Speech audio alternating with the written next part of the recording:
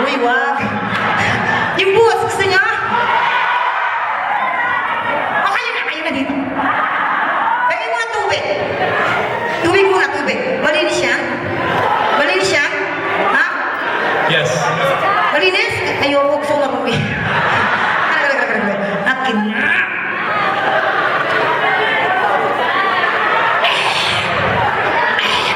May gayuma yan? Oh my God. I think I love you. Mahal na kita. Tuloy ka na ba? Well, kasi sabi nila, pagka daw laki mo ng Amerika, kahit Pilipino, hindi doon nagpapakulit. Ito po. Ako ka naniniwala dyan. Alam niyo, sa totoo lang, atin-atin na lang to ha. Hindi ko na yung English eh. Kasi, ang mga puti daw, malaki pero malambot yan eh. Ate, ha? O kuya ka, huwag mo ng English yun eh. Ang pwede mo lang daw isampay dyan, face towel. Pero pag Pilipino, carpet pa, basa. Proud ako naging Pinay! Di ba yan niya? Kaya dumadami ang lahi natin eh. Speaking of maraming lahi, tulad namin, 12 kami magkakapatid. Pangsyang ako. Eh, nanay ko kasi batigayan ng tatay ko, buntis. Oo, ganun. Gaya ng binanggit ko kanina, sabi ko nga may mansyon na kami, di ba? Parang yung araw kasi, umiiyak nga nanay ko isang linggo. Umiiyak siya kasi nakita niya yung bahay. Sabi ko, hindi ko makalaking ganito maganda bahay natin. Nung araw, tapos kinalabit ko, ma, hindi, ito bahay natin.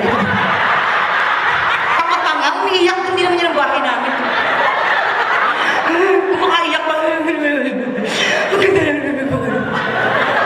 ay, ito ba? Makalata, di ba? Kasi, hindi na masyadong emotional ang nanay ko. Kasi nung araw nga na, mag-imagine ninyo, 12 kami magkakapatid. Paano kami nagkasya?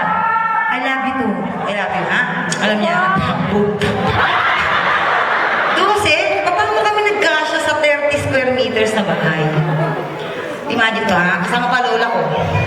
Lola ko, ako, kapatid ko, nanay ko, tatay ko, tapos si Glenda, si Dino, si Edsel, si Obet, si Gigi. Hindi ka na pwedeng lumampas kasi ilog na yan.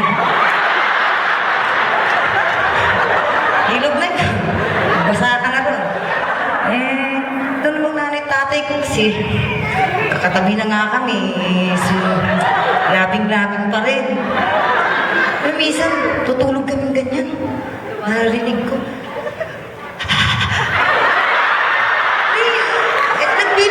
Nagbibigil din parang yung boses na.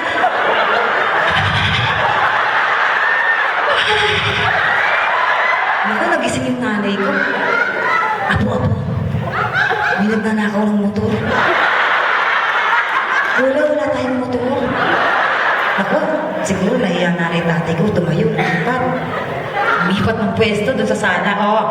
30 square meters, pero may sala. Eh, makailang, bakit ba? Lipat sila sa sala, no? Siguro nahiya.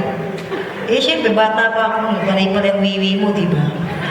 Bangon ako, pubungas-bungas pa eh. Wiwi ako. May nakita ko.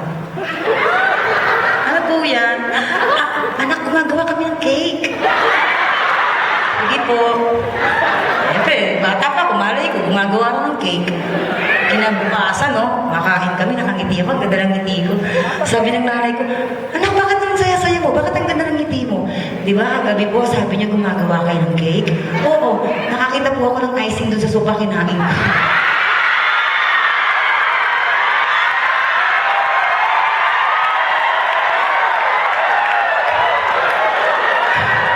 Bakit?